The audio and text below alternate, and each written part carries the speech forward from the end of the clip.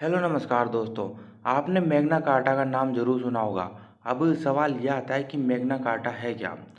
देखो, बहुत सारी चीज़ों को मैग्ना कार्टा की संज्ञा दी जाती है, लेकिन वास्तविक मैग्ना कार्टा 1215 में हुआ था।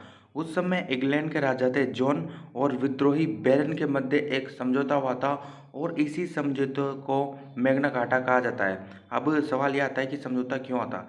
देखो, उस समय राजा और प्रजा दोनों अलग अलग थे और प्रजा को बिल्कुल भी अधिकार प्राप्त नहीं थे। इस वजह से बहुत सारे विद्रोहों के बाद वहाँ की जनता को अधिकार प्राप्त हुए और इसी अधिकार प्राप्त होने को जो दस्तावेज था उसे मैग्ना कार्टा कहा जाता है।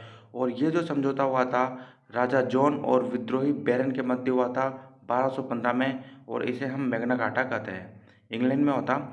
अब मैग्ना कार्टा का अर्थ क्या है। देखो, मैग्ना कार्टा एक लैटिन भाषा का शब्द है और इसका अर्थ है महान चार्टर। यानी मैग्ना कार्टा लैटिन भाषा में लिखित एक ऐतिहासिक दस्तावेज है और इसी ऐतिहासिक दस्तावेज को हम मैग्ना कार्टा कहते हैं, जिस पर विद्रोही बैरन और जॉन के मध्य हस्ताक्षर हुए थे। अब मैग्ना कार्टा को आज़ादी का महान चार्टर भी कहा जाता है। अब मैग्ना कार्टा का मतलब है आज़ादी का चार्टर। इसका व्यवहारिक मतलब की अगर हम बात करें तो व्यवस्था पर कानून का शासन होना, यानी कानून जो है वो जनता और राजा के लिए समान होने चाहिए।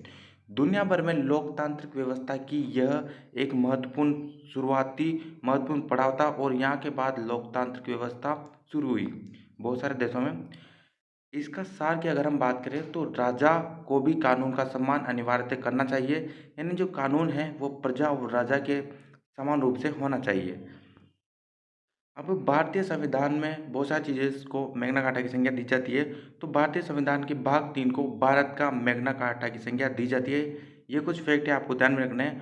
और वुड्स डिस्पैच को भारतीय शिक्षा का मैग्ना कार्टा भी कहा जाता है। मैग्ना कार्टा से संबंधित ये 2 फैक्ट आप जरूर ध्यान रखिए। यहाँ पर अंत इस वीडियो का लाइक और सब्सक्राइब जरूर कर देना। जय हिंद, जय भारत।